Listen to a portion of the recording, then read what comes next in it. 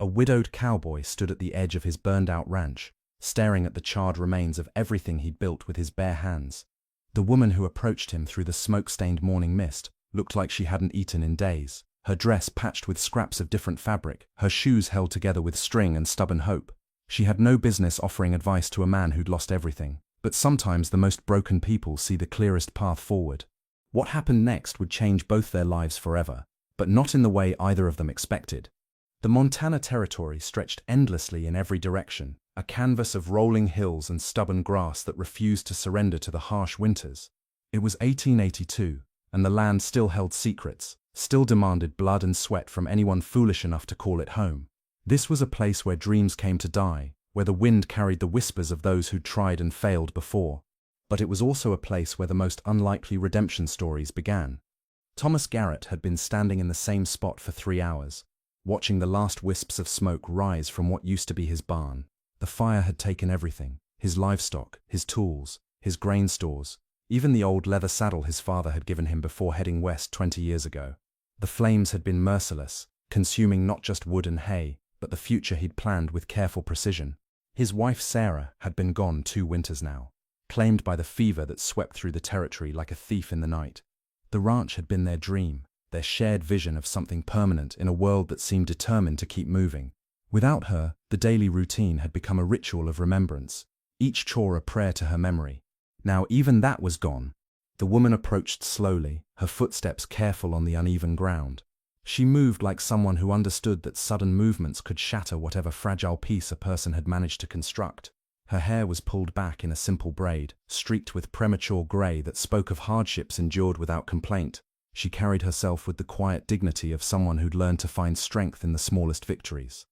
"Mister," she said, her voice carrying the soft accent of the Deep South, "I know it ain't my place to say, but standing here won't bring none of it back." Thomas turned slowly, his eyes red-rimmed from smoke and sleepless nights. He'd been drinking since dawn, not enough to forget, but enough to dull the sharp edges of his grief. The bottle sat empty beside his boots, catching the morning light like a prism of broken promises. "Ma'am," he said, his voice rough as gravel, "I appreciate your concern, but I reckon I know what's gone and what ain't." She nodded, understanding flickering in her dark eyes. "I'm sure you do, but sometimes knowing and accepting are 2 different animals entirely." He studied her face, taking in the lines around her eyes, the way her hands rested calmly at her sides despite the obvious poverty of her circumstances. There was something about her presence that demanded attention, not through force or volume, but through the quiet certainty of someone who'd walked through fire and emerged with wisdom instead of bitterness. "Name's Thomas Garrett," he said finally. "This was my ranch, was my life, I suppose." "Martha Caldwell," she replied with a slight nod. "And I'm sorry for your loss, all of it." The way she said it, with such simple conviction, made something crack open in his chest. She wasn't offering empty platitudes or hollow comfort.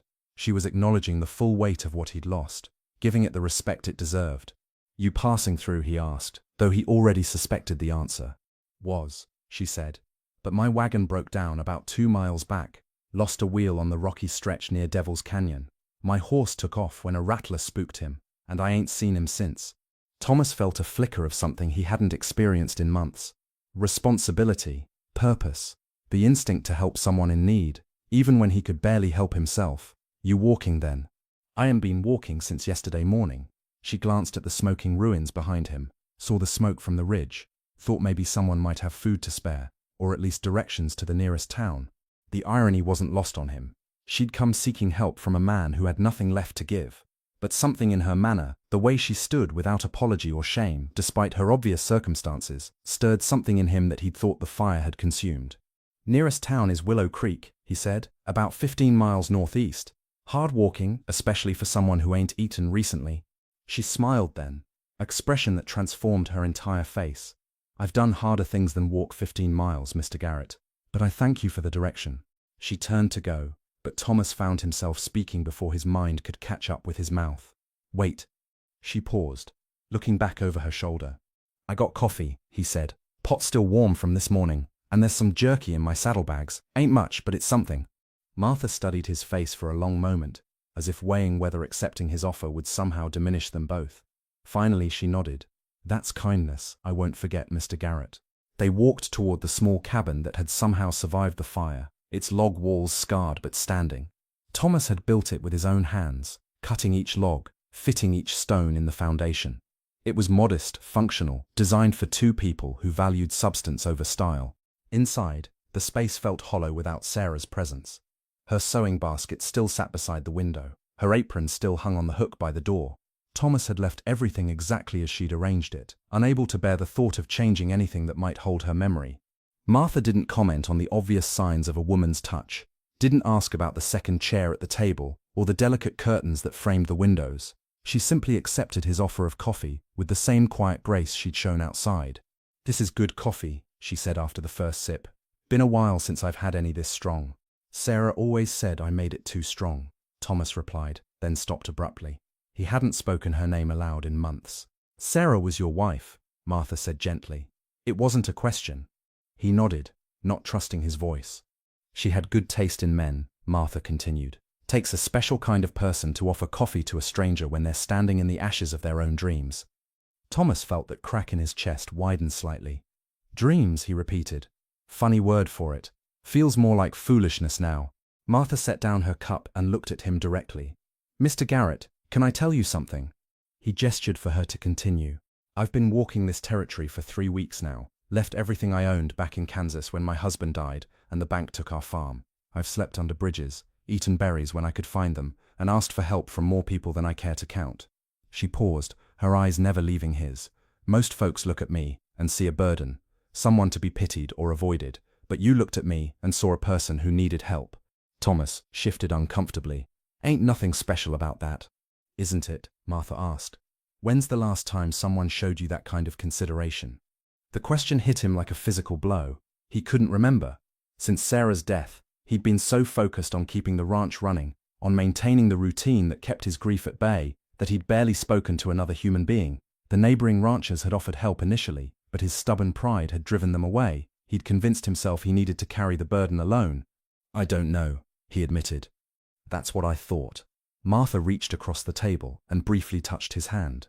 "You're not too far gone, Mr. Garrett, not by a long shot." The words hung in the air between them like a challenge. Thomas felt something shift inside him, a loosening of the tight knot of despair that had been his constant companion. For the first time since the fire, he felt the possibility of something beyond mere survival. "What makes you so sure?" he asked. Martha smiled again, and this time it reached her eyes.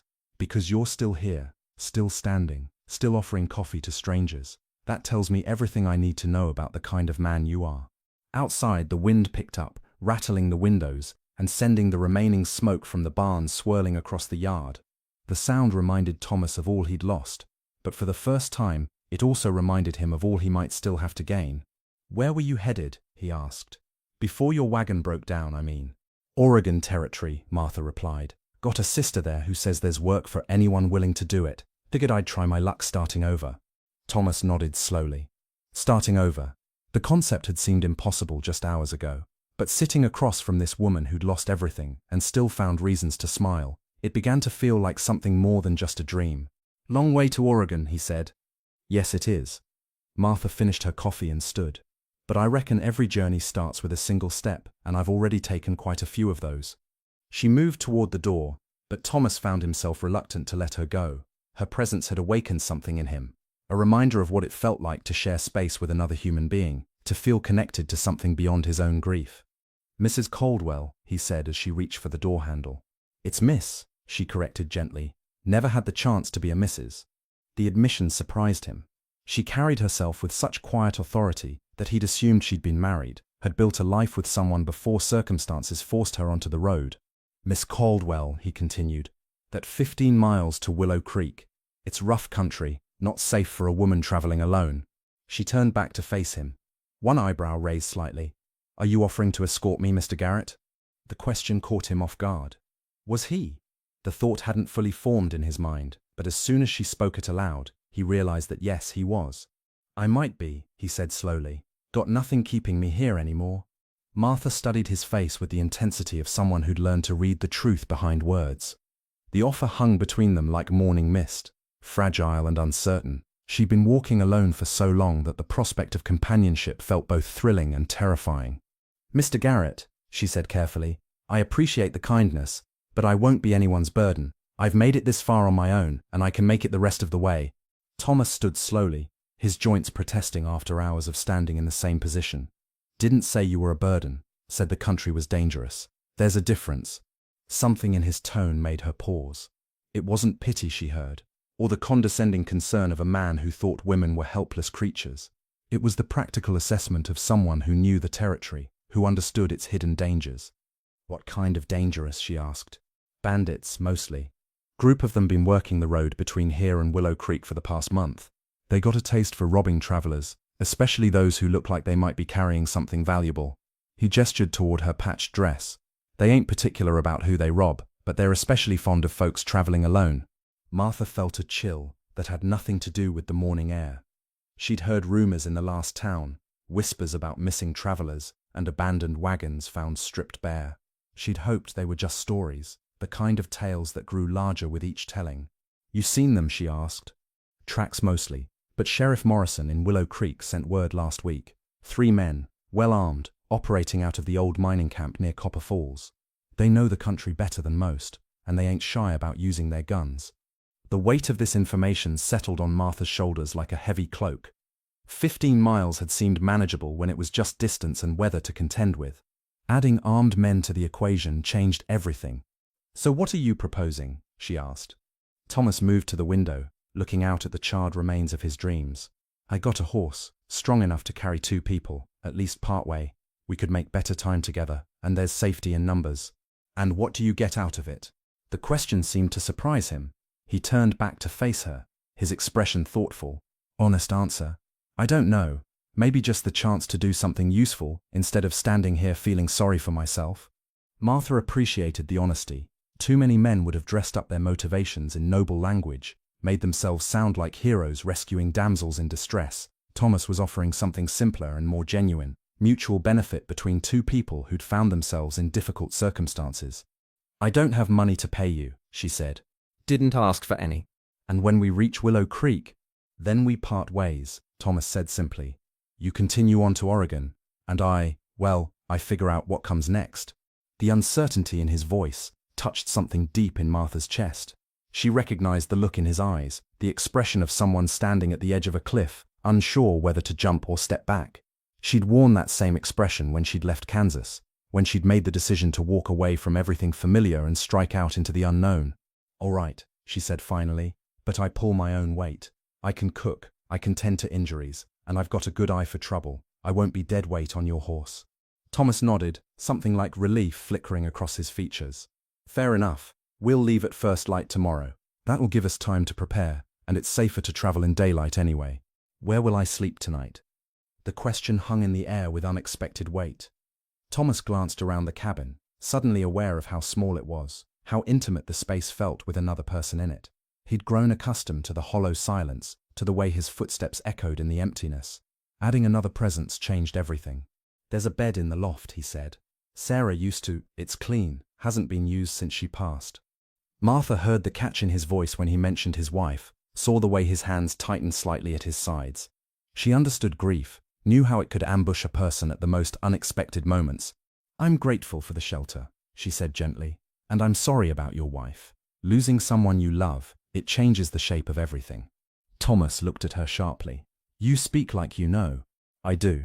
Martha sat back down at the table, her hands wrapped around the empty coffee cup. Had a man once. We weren't married, but we planned to be. He was a carpenter, good with his hands, gentle with everything he touched, including me. She paused, her eyes distant with memory. Fever took him too. Same winter it took half the county. I watched him waste away, watched him fight for every breath, and there wasn't a damn thing I could do to help. Thomas felt something loosen in his chest. Here was someone who understood the particular weight of watching death, claim someone you loved, the helplessness that came with knowing all your strength and determination meant nothing against the inevitable. How long? He asked. 3 years last month. Still wake up sometimes expecting to find him beside me. She looked up at Thomas. Does it get easier? The question was asked with such simple directness that it caught him off guard. Most people avoided asking about grief, as if speaking about it might somehow make it contagious. But Martha asked like someone who genuinely wanted to know, who was willing to hear whatever truth he might offer. No, he said finally, but it changes. The sharp edges wear down some, You learn to carry it different. Martha nodded as if this made perfect sense. I figured as much. People keep telling me time heals all wounds, but that never felt right to me. Some wounds aren't meant to heal completely. They're meant to remind us of what mattered. The conversation lapsed into comfortable silence. Outside, the afternoon sun was beginning to slant through the windows, casting long shadows across the floor. Thomas found himself studying Martha's face in the golden light, noticing details he'd missed before. The way her eyes crinkled slightly at the corners when she smiled, the small scar on her chin that spoke of some long-ago accident, the steady way she breathed as if she'd made peace with whatever life had thrown at her. "I'll get us some supplies together," he said, standing abruptly. "We'll need food for the journey, and I want to check my rifle, make sure it's clean and loaded." Martha rose as well. "I can help with the food. I'm handy with preserving meat, and I know which plants are safe to eat if we run short." They worked together through the afternoon, falling into an easy rhythm that surprised them both. Thomas cleaned his weapons while Martha sorted through his meager food supplies, creating meals that would travel well and provide sustenance for the journey ahead. She moved through his kitchen with quiet efficiency, respecting the space while making herself useful. As evening approached, Thomas found himself reluctant to see the day end. For the first time since Sarah's death, the cabin felt alive again, not in the same way it had when his wife was there, but in a new way that spoke of possibility rather than memory. "Martha," he said as they prepared a simple supper of beans and salt pork. "Yes. Thank you for agreeing to this, for bringing something back to life in this place." She paused in her stirring, considering his words. "Mr. Garrett, I think we're both bringing something back to life. Question is, what are we going to do with it once we find it?" The question lingered between them as they ate their meal in comfortable silence, each lost in thoughts of the journey ahead and the uncertain futures that awaited them both. Outside, the first stars began to appear in the darkening sky, and somewhere in the distance, a coyote called out to the night. Tomorrow would bring new challenges, new dangers, and new possibilities. But tonight, for the first time in longer than either cared to remember, neither of them felt completely alone. The morning came too soon, and not soon enough. Thomas had spent the night listening to the soft sounds of another person breathing in his house, the gentle creaks of footsteps on the loft floor, the whispered movements of someone trying not to disturb his rest. It was a symphony he'd forgotten existed, one that reminded him of what it meant to share space with another living soul. Martha descended the ladder, just as the first pale light began to seep through the windows. She moved quietly, her hair already braided, and her few possessions bundled in a cloth sack that looked like it had seen better decades. There was something about her morning efficiency that spoke of a woman who'd learned to make the most of whatever circumstances found her. "Coffee's ready," Thomas said, gesturing toward the pot on the stove. "And I found some hardtack that should travel well." She accepted the cup gratefully, wrapping her hands around the warmth. "You sleep at all?" "Some." He didn't mention that he'd spent most of the night staring at the ceiling, wondering if he was making a mistake. Not about helping her, that felt right in a way he couldn't explain, but about leaving this place, about walking away from the only life he'd ever known. "Second thoughts?" she asked, as if reading his mind. Thomas looked around the cabin one more time, taking in the details he'd memorized without meaning to. The way the morning light hit the table where he and Sarah had shared 1,000 meals. The chair where she'd sat mending clothes while he read aloud from whatever book they'd managed to acquire. The doorframe where they'd stood embracing on the morning before she took ill. "Every damn one of them," he admitted. "But I reckon second thoughts are just fear dressed up in fancy clothes." Martha smiled at that, the expression transforming her face from merely pleasant to something approaching beautiful. "My grandmother used to say that courage isn't the absence of fear, it's doing what needs doing despite the fear." Smart woman. She was. Lived through the war, raised 6 children on her own when Grandpa died, and never once complained about the hand life dealt her. Martha finished her coffee and set the cup down with finality. "She would have liked you, I think." Thomas felt something warm spread through his chest at the compliment. It had been so long since anyone had spoken well of him, since anyone had seen past his grief to whatever man might still exist underneath. They finished their preparations in companionable silence. Thomas saddled his horse, a sturdy bay gelding named Buck, who'd been his companion for the better part of 5 years. The animal seemed to sense the significance of the moment, pawing the ground with unusual energy. "He's eager," Martha observed, running her hand along Buck's neck. "Hasn't been anywhere in months," Thomas replied. "Probably thinks we're just going to check the fence line." But as they led the horse away from the cabin, Thomas couldn't shake the feeling that Buck understood more than he was letting on. The animal kept looking back toward the burned barn, then forward toward the open country ahead, as if weighing the past against the future. The first mile passed in relative quiet.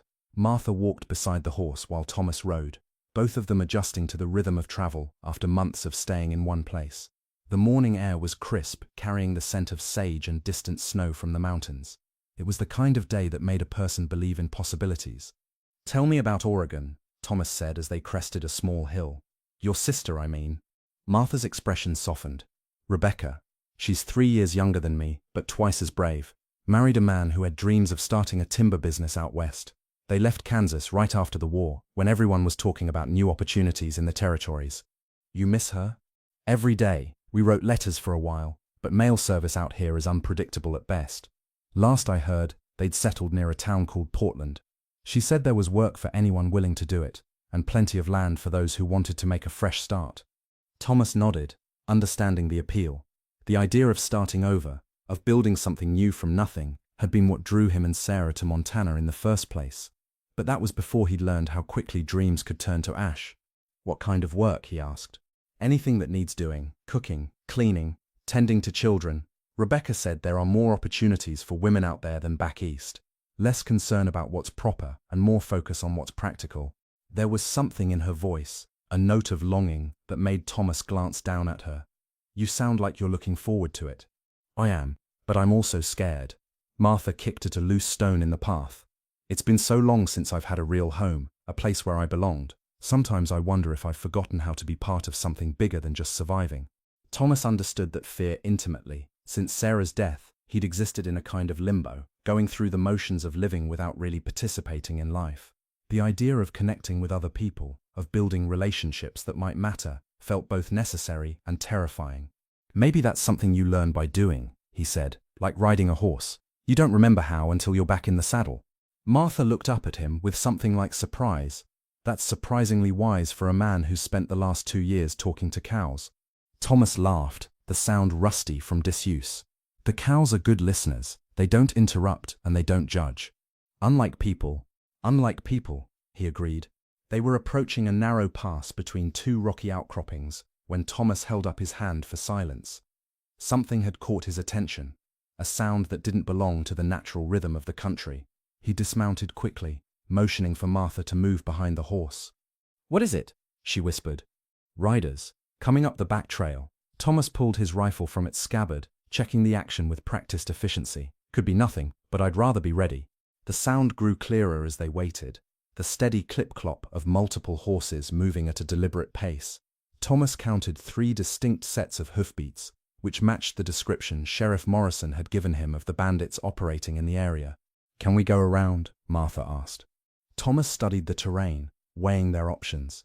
The pass was the quickest route to Willow Creek, but it was also a natural bottleneck. If the riders were hostile, they'd be trapped with nowhere to run.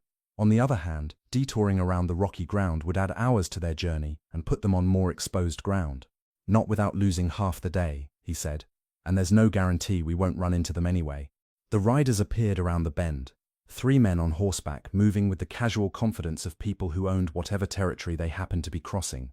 Thomas felt his jaw tighten as he recognized the type: hard faces, weapons worn easy on their hips, eyes that measured everything in terms of profit and loss. The leader was a tall man with graying hair and a beard that looked like it had been trimmed with a knife. He wore a black hat and a coat that had seen better years, but his horse was well cared for and his saddle was good leather. The kind of man who invested in the tools of his trade. "Morning," the leader called out as they approached. "Fine day for traveling." "Morning," Thomas replied, keeping his rifle visible but not directly threatening. "Indeed it is." The 3 riders stopped about 20 feet away, close enough to talk but far enough to make any sudden moves difficult. Thomas noticed they'd positioned themselves to block the pass, whether intentionally or not. "Name's Cordell," the leader said. "These are my associates, Mr. Pike and Mr. Stevens. We're conducting business in the area." "What kind of business?" Thomas asked, though he suspected he already knew. Cordell smiled, the expression not reaching his eyes. "The kind that requires us to ensure safe passage for travelers. Dangerous country out here, lot of unsavory characters about." Martha stepped slightly forward, her chin raised in a way that suggested she wasn't intimidated by men who made their living through intimidation. "How thoughtful of you to be concerned for our safety." "Pike," A younger man with nervous energy and quick hands laughed. She's got spirit. I like that in a woman. Thomas felt something cold settle in his stomach. The way Pike looked at Martha, the casual assumption in his voice, told him everything he needed to know about these men and their intentions. We appreciate your concern, Thomas said carefully, but we're well armed and familiar with the country. We can take care of ourselves. Can you now? Cordell's smile widened. That's admirable. But you see, we've invested considerable time and effort in making this area safe for travelers. Seems only fair that those who benefit from our protection should contribute to the cost. What kind of contribution? Martha asked, her voice steady despite the obvious threat. Oh, nothing too burdensome. Whatever supplies you can spare, maybe that fine rifle your friend is carrying, perhaps a few hours of your time to express proper gratitude for our services. The last comment was directed at Martha, and the meaning was unmistakable. Thomas felt his grip tighten on his rifle, felt the familiar weight of violence settling on his shoulders like an old coat.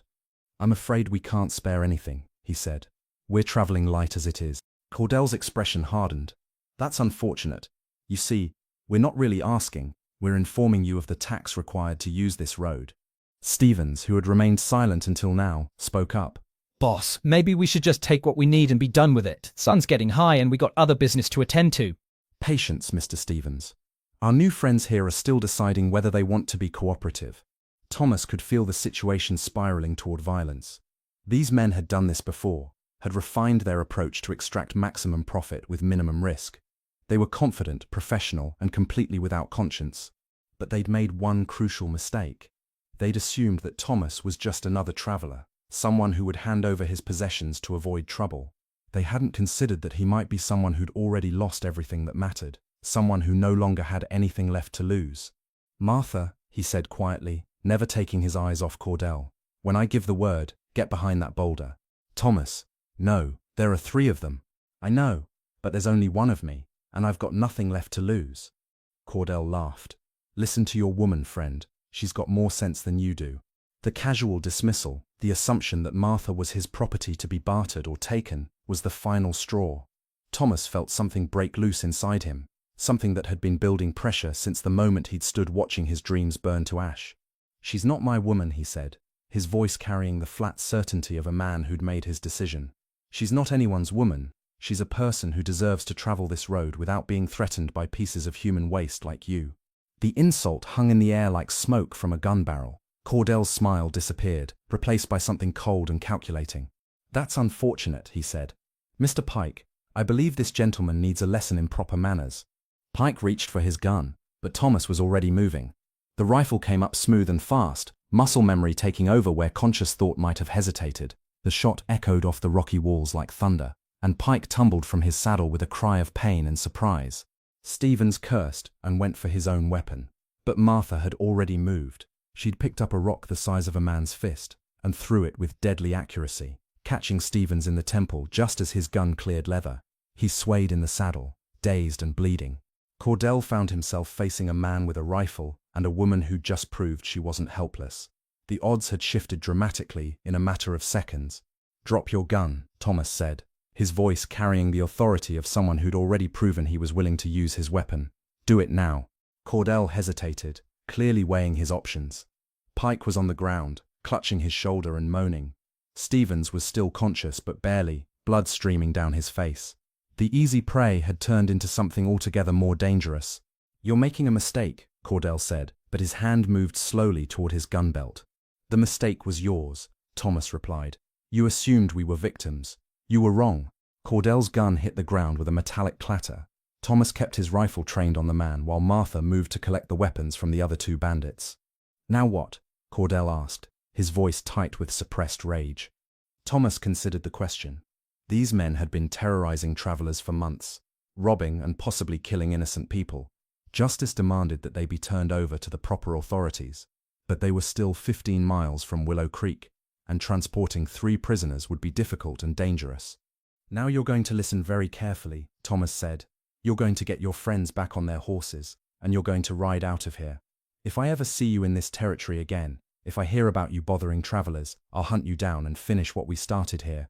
Martha looked at him with surprise. Thomas, they'll just find other people to rob. Maybe, but they'll do it somewhere else, and they'll remember what happened here. Sometimes that's enough.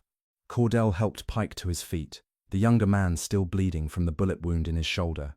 Stevens managed to stay in his saddle, though he looked unsteady. The three men gathered their scattered weapons under Thomas's watchful eye. "This isn't over," Cordell said as they prepared to leave.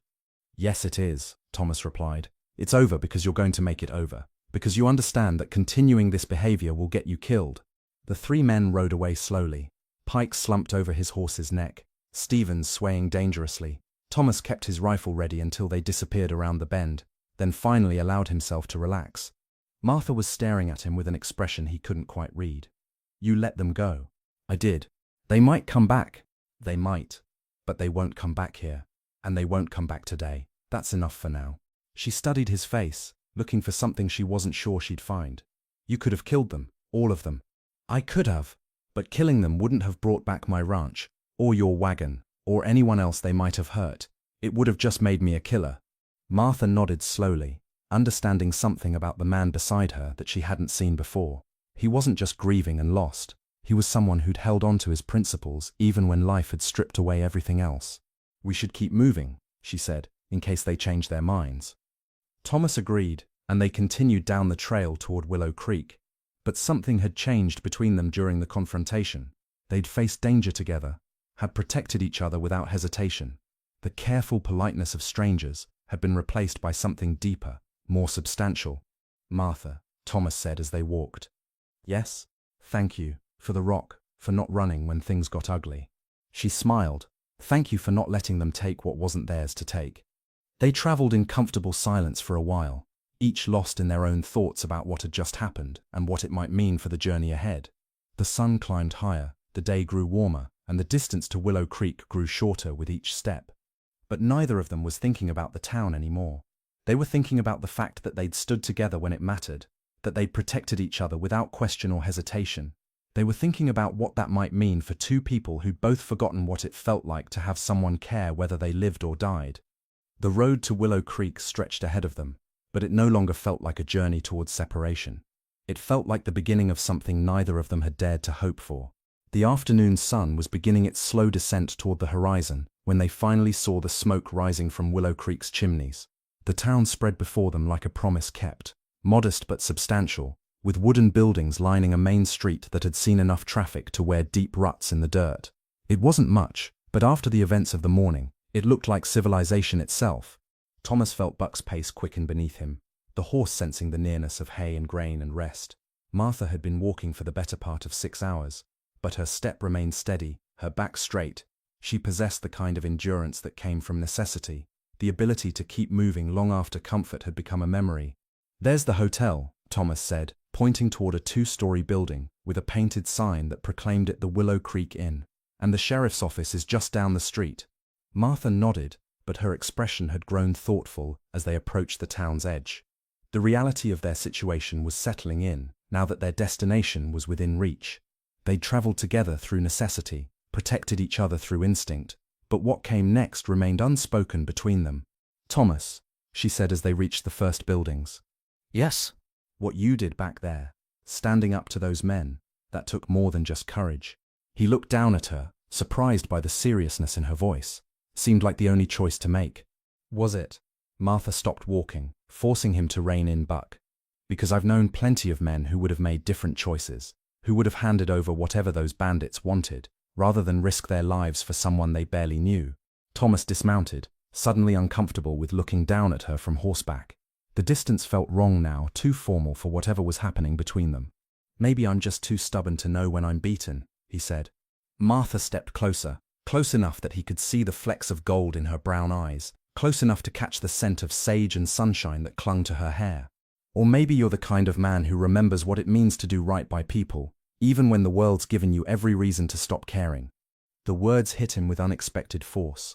For 2 years, he'd believed that grief had hollowed him out, left him empty of everything but the ability to endure. But standing here with Martha, feeling the weight of her regard, he began to understand that some things couldn't be burned away or buried under sorrow. "Martha," he said, his voice rougher than he intended. "I know," she said softly. "I know what you're going to say, that we had an agreement, that Willow Creek was where we'd part ways, that you'd figure out what comes next on your own." Thomas felt something twist in his chest. That was the plan. Plans change. She looked toward the town, then back at him. At least they can if both people want them to. The invitation in her words was gentle but unmistakable. She wasn't asking him to make promises he couldn't keep or commit to a future he couldn't see clearly. She was simply suggesting that they might continue forward together, at least for a while longer. "I don't know what kind of man I am anymore," Thomas said. "These past 2 years, I've been more ghost than human. Don't know if I remember how to be part of something real." Martha reached out and touched his hand, her fingers warm against his skin. "Then maybe it's time to find out." A group of children ran past them, laughing and calling to each other in the way children did when the day was fine and the world felt full of possibilities. Their voices echoed off the buildings, bright and uncomplicated, a reminder that life continued even when individual hearts forgot how to participate in its rhythms. "Your sister in Oregon," Thomas said. "She expecting you to arrive alone?" "Rebecca's expecting me to arrive alive and whole," Martha replied. "Everything else is negotiable." Thomas looked at the town spread before them, at the people moving about their daily business with the easy confidence of those who belonged somewhere. For the first time since Sarah's death, he felt the pull of that belonging, the desire to be part of something larger than his own grief. "I've got some money saved," he said. "Not much, but enough to buy supplies for the road to Oregon, if you're willing to travel with a man who's still figuring out who he wants to be." Martha's smile started slowly, like sunrise breaking over distant mountains. "I think I'd like that very much." They walked into Willow Creek together, leading Buck between them. The townspeople they passed offered polite nods and curious glances, the kind of attention strangers always drew in small communities. But Thomas found he didn't mind the scrutiny. For the first time in longer than he could remember, he felt like he had something worth being curious about. At the sheriff's office, they reported their encounter with the bandits. Sheriff Morrison, a weathered man with kind eyes and careful hands, listened to their account with the attention of someone who'd seen enough trouble to recognize the real thing when it walked through his door. "You did the right thing," he told Thomas after hearing the story. "Those men have been a plague on this territory for months. Maybe they'll think twice before trying it again." "And if they don't?" Martha asked. Morrison's expression hardened slightly. "Then next time they won't be dealing with honest travelers just trying to get by.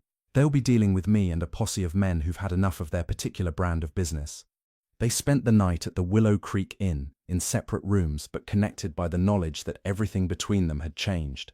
Thomas lay in his bed, listening to the sounds of the town settling into evening quiet. And for the first time since Sarah's death, he felt something that might have been peace. The next morning dawned clear and bright, with the kind of crisp air that promised good traveling weather. They met in the hotel dining room, where Martha had already secured supplies for the journey west, and Thomas had arranged for Buck to be reshod and fitted with packs for the longer haul ahead. "Ready?" she asked as they prepared to leave.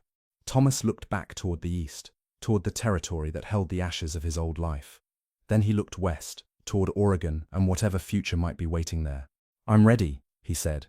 And as they rode out of Willow Creek together, heading toward the horizon that promised new beginnings, Thomas realized that Martha had been right about one thing.